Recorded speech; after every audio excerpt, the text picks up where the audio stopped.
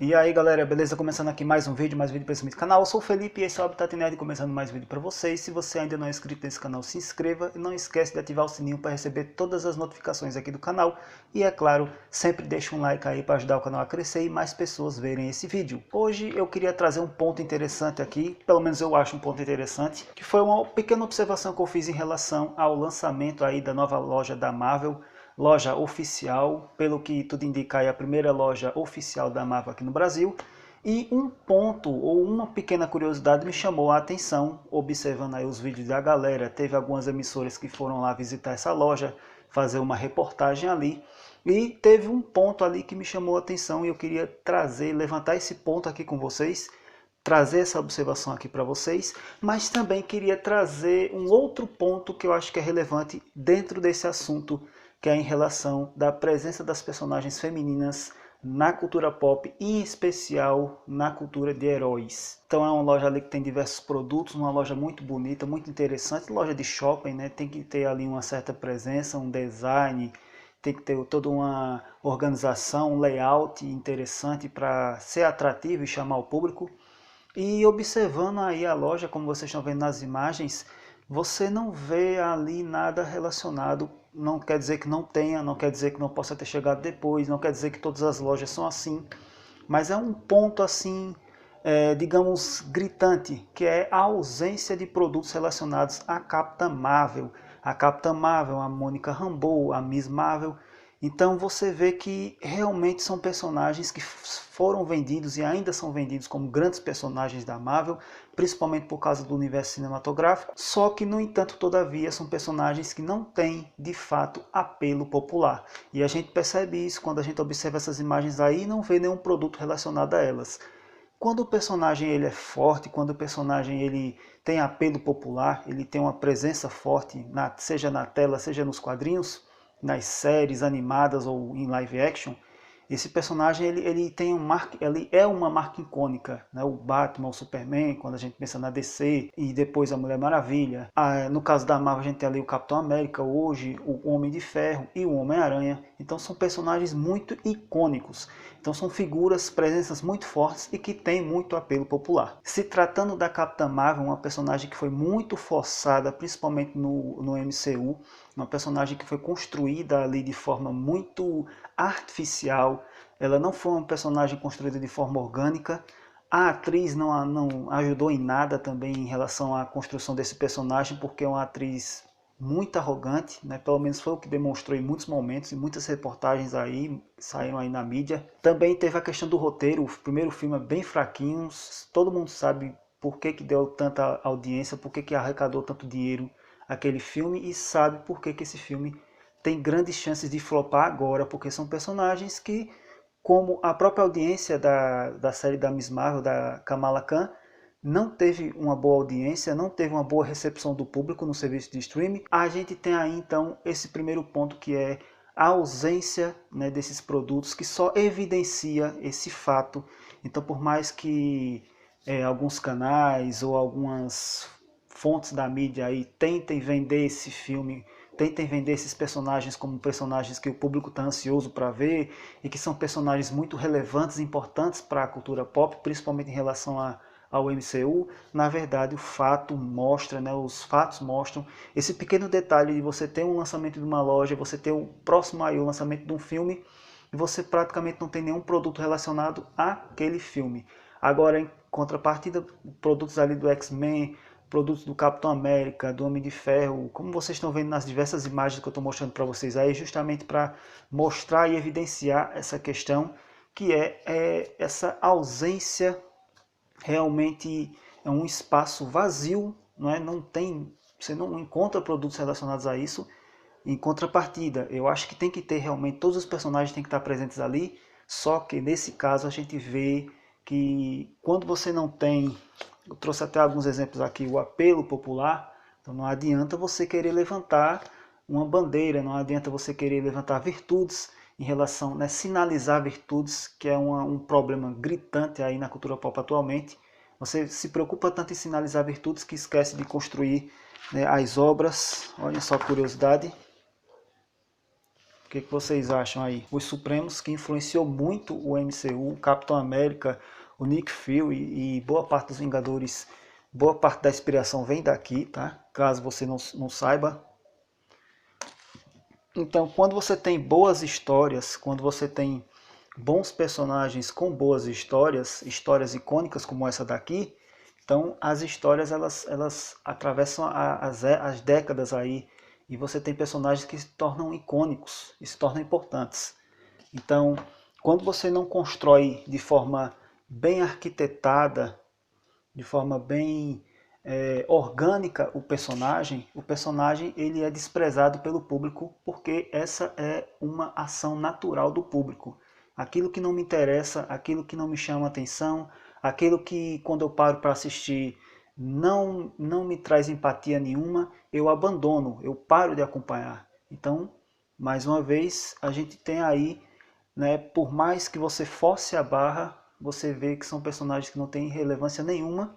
Enquanto isso, aqueles personagens que eram destaque foram deixados de lado, foram nerfados.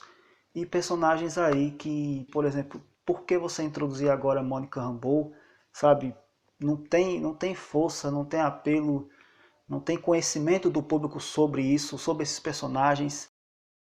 E aí a gente vai para outro ponto, que é, se no primeiro ponto a gente tem aí uma ausência desses personagens por serem personagens que não têm apelo popular, por outro lado a gente tem a outra falha gritante, e essa vem por décadas aí, que eu acho que é uma falha grande, que é você não conseguir construir bons personagens femininos.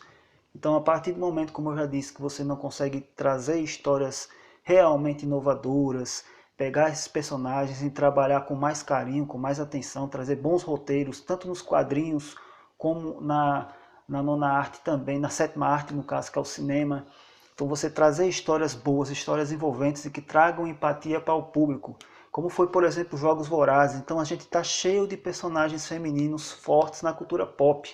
A gente tem lá em Alien, a Ripley, a gente tem a Sarah Connor lá em Exterminador do Futuro, então a Furiosa em Mad Max, Estrada da Fúria, vários personagens femininos fortes, bem construídos, com bons arquétipos ali, trazem algumas coisas ali, e você tem personagens mal feitos que são esquecidos, a Capitã Marvel, a Rey, dessa trilogia recente do Star Wars.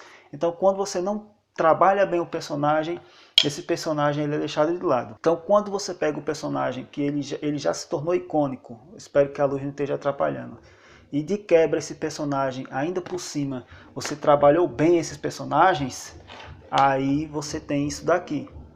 Você tem o ápice do cinema, o ápice da cultura pop, né? o ápice do filme de ação, né? do fechamento de um arco enorme.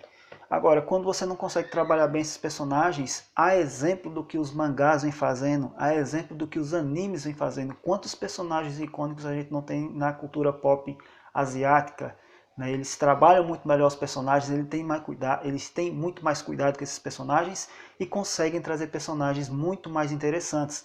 Mesmo aqueles que são coadjuvantes têm os seus arcos e têm relevância nos arcos dos protagonistas. É a Sakura em relação ao Sasuke, Naruto. Ali em My Hero Academia você tem diversos personagens femininos ali que trazem a sua feminilidade. Então assim, não é um problema a personagem ser feminina. A personagem feminina ela não tem que ser igual a um homem, ela não tem que se comportar como um homem. Então a Capitã Marvel, né, aqui no Ultimato, você vê aqui que ela está com cabelo, não sei se vai dar para vocês perceberem isso, mas ela está com cabelo grande. Só que no filme a gente lembra que ela não estava com esse cabelo grande, ela estava com o cabelo curtinho. Então aquilo ali é uma sinalização de virtude, é uma bandeirinha que estão levantando para alguém. Só que para uma minoria que não consome, uma minoria que não gera engajamento real. É uma minoria que faz muito barulho, mas que não tem presença ali. Então a gente vê diversas notícias aí em relação a isso. O próprio agora me fugiu o nome aí, mas eu devo colocar alguma imagem para vocês. Ele vem falando em relação a isso, né, o chefão ali da Marvel. Cara, deu branco aqui.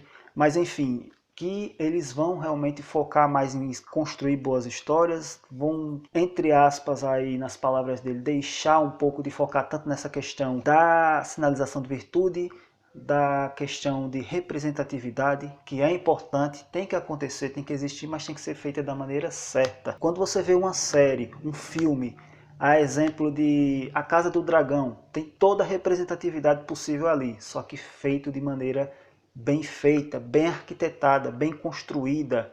Então os personagens têm seus arcos, têm suas importâncias, eles entram, eles saem da trama, eles estão todos ali engajados dentro de uma narrativa que traz empatia, que faz você se interessar pelas histórias daqueles personagens, que faz você querer saber um pouco mais sobre eles, sobre o passado deles, sobre o futuro deles. E quando o personagem sai de cena, vai fazer falta, né? Se você não constrói bons personagens femininos, você não vai ter boas histórias. Se você não tem boas histórias, o público não se sente atraído e não se sente também respeitado a gastar o seu dinheiro e ver aquela obra ali. Por essas razões, a gente não tem aí uma presença marcante de heroínas no universo dos heróis que deveria ter, só que não focaram em construir bem esses personagens femininos. Isso é uma falha da indústria dos quadrinhos, da indústria cinematográfica, mas é uma falha que é muito fácil de resolver. Então é possível contornar essa situação, só que isso tem que ser um movimento orgânico.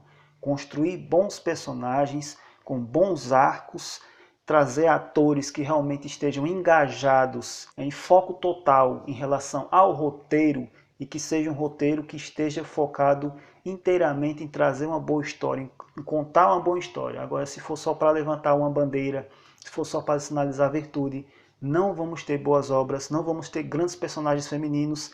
E aí a gente, quando olha uma loja dessa, a gente não tem a presença aí de um personagem feminino forte.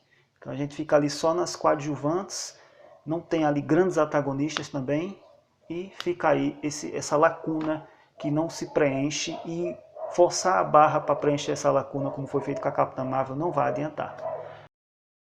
Galera, é isso, eu vou ficando por aqui. Muito obrigado a todos que chegaram até aqui. E antes de mais nada, deixa aí nos comentários o que é que você acha. Falta heroínas interessantes, poderosas, né, no universo dos quadrinhos, no universo do cinema, das séries aí. Falta ou não falta? Qual é a sua opinião? Coloca aí nos comentários. Eu vou ficando por aqui. Muito obrigado a todos que chegaram até aqui. Valeu, até o próximo vídeo e tchau!